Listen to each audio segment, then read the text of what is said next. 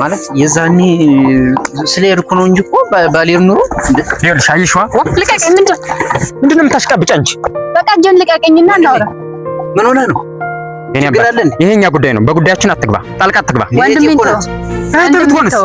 ብትሆንስ አልኩህ እኮ የኔ አባት መጋጨት አልፈልግም። ስነ ስርዓት ያዝ። ወንድሜን ተወው። ከወንድሜ ራሱ ላይ ወረድልኝና ማውራት ያለብንን ነገር ከኔ ጋር አውራ። እሺ እናወራለን።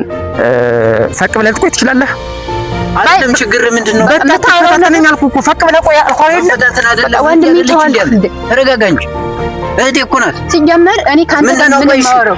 ሲስተርዬ ምንድነው ችግር አለን? ቆይ እየሰማህ ነው? ወንድሟ ነህ። ስለዚህ እሷና ማን ነው የምትጃጃለው? እሷ አትፈልግም። ቆይ አንተ ማን ነው እና ነው አንተ ልጅ የምትሆን? አይመለከትም። ጉዳያችንን ከሷ ጋር እንጨርሳለን እኮ። ስነ ስርዓት ያዝ። ወንድሜን ተዋል። ከወንድሜ ጋር እንደዚህ የምታሽቃብጭ በቃ አልፈልግም አልኳት። ለምንድን ነው የምትመታኝ? እና የተመታሽ እንደው ምን ታመጫለሽ?